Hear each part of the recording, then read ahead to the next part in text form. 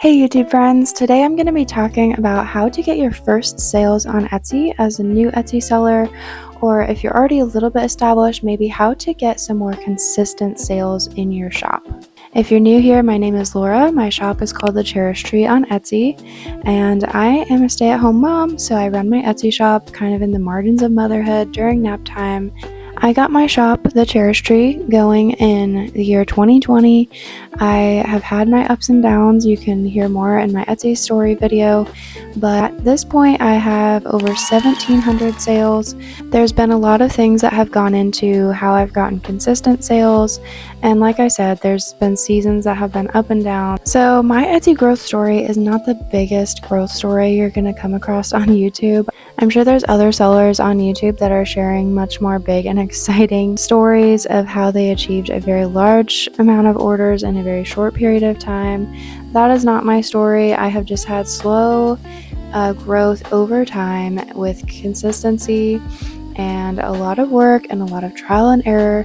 So I'm just here to kind of share along my journey, not to be the expert that's talking down to you, but to be the friend that is maybe a few steps ahead to say, here's how I got to where I am now. Here I share a little bit of what that looks like for me as a mom and a handmade business owner, and I hope to encourage you and your creativity along your journey. Okay, so let's jump in. Like I mentioned in my Etsy story video, which is linked in the description, I tell kind of how I started my shop and leading up to where I'm at right now. I did start my shop selling face masks. So my story is a little bit unique. I did not start my shop with what I wanted to sell permanently. So those first sales in my shop were a little bit unique for me because they were not hard to achieve given the nature of the product and the nature of that time. So when I started making masks, I started sharing on social media, and I got my first sales from friends and family, and then they started sharing reviews, and that got me just a little head start into getting into the Etsy search algorithm. And obviously face masks were in demand, so they really started selling quickly. But that said, after face mask sales died down, I faced a lot of times of being really frustrated with no sales and trying things that just were sitting and not selling, not getting much traffic. So I totally understand what you might be feeling right now. My first tip for you is, like I said, to share with friends and family. Now, I know this can sound and feel so cringy because especially if you're starting out and maybe you're starting a new skill that people don't really know you for yet, it can feel so awkward to share that handmade skill if nobody around you really does it, people aren't really familiar with it. I also don't really have any friends that sew, I don't think, at least not on a consistent basis. So it did feel kind of weird to start a handmade shop with handmade products and feel like nobody in my friend circle understood, and maybe that would be really weird for them, or really weird for me. But the reality is our friends and family likely are going to think that it's really cool that we are doing something with our hands, that we are getting creative, that we are using the skills that we have been given to offer to other people a beautiful item full of care and quality and intention. And honestly, those people, your friends and family that already trust and know you and would be your biggest supporters, they're going to be the ones to help you grow your shop. They're going to be the ones to help it get a lift off the ground. So don't neglect that. Don't just try to market it to everyone else in the public on social media. Get it in front of your friends and family. Obviously, don't force it on anyone. Don't make it awkward, but just share it to your personal socials. Start there so that your friends and family are sure to see it. Don't shy away from questions. If someone finds out about it and asks you what you're up to, they're going to be excited about it with you. So that's my first tip, is to use your friends and family to get the hype going with people that already are sold on you as a maker even before they're sold on your products. Okay, my second tip, and I know every Etsy shop owner and every Etsy expert is saying this, but make those product photos the very best that they can be. This is the best and really the only way that an Etsy customer can experience your product before they buy it. So take advantage of that. Take photos with great natural lighting. Use a simple, clean background that showcases your products really well. Use some simple editing to enhance the lighting, enhance any coloring issues in your photos, and just really spruce them up, not to look different or try to make them look better than your products, but to make them look accurate to your products and to make them look really professional. A comment I get a lot in my reviews is that the customer noticed that the product they received looked exactly like the product photos, and that's something I'm really proud of. Maybe some sellers would want their products to look even better in person than in the photos, but to me, I'm so glad that people are buying something that looks good to them, that they really want and really like, and when they receive it, that's exactly what they got. For my photos, I don't use a lot of staging, I don't do a lot of props. I use a woven, like off-white material, just like a large cut of fabric. I'll lay that in front of a window for natural lighting, and I will take my pictures that way. I also do editing with my Lightroom app on my iPhone. I have some presets that I made myself just from adjusting my own product photos. I then saved those settings as my own preset filter to then apply to all future product photos, so it goes so much faster that way. Maybe sometime in the future I can make a video about that if that's something you're interested in. So definitely take advantage of your opportunity with your photos to make them look the very best and the very most professional that you can make them. It really doesn't take much, it's not hard. You can use your phone, use a simple background, use a window for lighting, and you're good. My next tip is work on your titles and descriptions. You want your listing info to be SEO optimized, which means SEO stands for search engine optimization.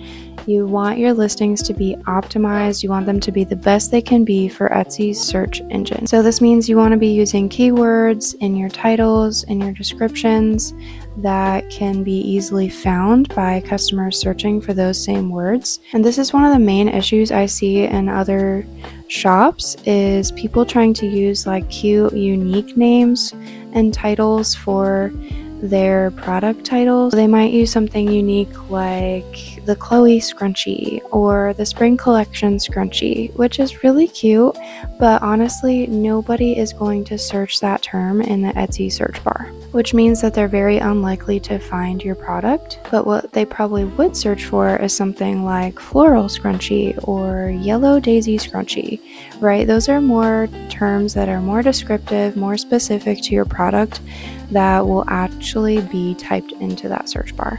There's lots of Etsy experts on YouTube and other resources that can guide you on how to make those titles, so feel free to refer to other people for that, but that is just something I would recommend that you check into and research for yourself. My baby is awake, so if you hear some chattering noises in the background, it's her playing while I'm finishing up filming this video. And then for your descriptions, this sounds so obvious, but seriously, describe your product in your product description. This is where people are going to find more information about your product. If they're reading your description, it's likely because they already looked through your photos and they liked what they saw, but now they want to see more. They want to have confirmed the information that they're seeing in the pictures in your description. So it looks like maybe this product is made out of cotton, but now they want to check the description and see if it's made out of cotton or not. I don't know how many times I have been shopping for something and I have liked what I see in the pictures and I click on the item description and maybe it's basically blank, or maybe it just says like handmade hair bow and that's it. Or maybe it just says ships in however many business days, but it says nothing about the details of the product. I honestly will not buy a product that way. The description is what builds trust for me in the product and in that seller. It's an opportunity to give the details about the product, to share what size it is, give specific measurements, give ideas on who it could be gifted for, share the materials that you made the product from, tell me about how the product can be used. And also, if you're a handmade seller, tell people in your description that you make your products yourself. For me, this is something I look for when I shop on Etsy. I shop on there mainly to buy from true artists, true creators who are making their own products themselves. So I want to see real creativity come to life on Etsy. So if I see a product on Etsy that says, hey, I'm so and so, the shop owner, I make all the products myself, that's a huge golden ticket for me. That will definitely put that product at the top of my favorites list, maybe straight into my cart. In my opinion, the product description is what builds trust for the buyer, so use that description box to sell your beautiful items. The next thing I wanted to share is that I have noticed a significant difference in my shop when I have had at least 50 listings in my shop. So this has become my minimum goal, and honestly there's times I might be a few short of that. So don't feel massively overwhelmed by this. You don't need to reach a certain number by next week. Just keep it in mind as something to shoot for and work slowly towards that and work intentionally towards that. The reality is, naturally, the more listings you have, the better and more opportunities you have to get in your customers' search results. And that is really the main reason to try to have more than less listings. I know some Etsy experts might recommend at least 100, maybe even more listings as a minimum, but for me that's just not realistic, so I stick to 50 for now. If you're new, especially if you're just starting out, maybe just set a minimum goal of like 20 or 30 and just slowly work towards that. And as you go, you'll get more ideas, you'll try new things, it'll work out, but just set a goal for yourself and try to achieve a higher number of listings. And this leads to my last tip for you, which is to focus on quality while you're waiting for sales. Do not just list as much as you can to try to get to 20, 30, 50 listings without making sure that it's the best quality products you can offer. So use this time while things are maybe slower than you would like to test your products. Make sure you know that what you are offering to your customer is the best quality that you have available to you. Make sure that every listing is a product that you're proud to sell, that you're proud to ship out and have arrive on someone's door, that you'd be proud to have someone use in their everyday life, and that will hold up well over time. For me, this looks like making sure that scrunchy elastic doesn't snap when it's pulled, making sure that the keychain hardware I use will stand up to the test of time with using it every day. For different products, I have purchased a bunch of different elastics, a bunch of different types of things to just figure out what is the best quality, what looks the best, what feels the best, what performs the best as the product is used. You want to refine your work so that when sales do come in, the buyers will want to come back for more of that product. Because if it's good quality, that buyer can't just go to Target and buy another one for half the price, but they'll come back to your store even if they don't need another one for themselves to buy a gift for someone else they love. They will want to come back to yours if it's truly handmade with true quality built into that product. So let's offer the very best products that we can, because the satisfaction of seeing a customer happy with your product is just so rewarding. So I hope this video encourages you. I hope it gives you some ideas of maybe how you can improve your shop, how you can try some new things, how you can just keep building and keep growing.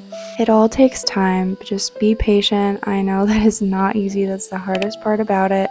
But building something beautiful does not usually happen overnight. I know you'll hear stories where people did build their business overnight, but a lot of times for us, it does not work out that way, and that's okay. There is beauty in the slow progress of a business built with intentionality over time, where you are learning from your mistakes, you're learning how to make quality products, you're learning how to have confidence in what you're doing, and it's going to be worth it in the end. Let me know if you have any other questions in the comments, and I'd love to answer those in any future videos. So let's keep getting crafty, because we were made to create. I'll see you in the next video.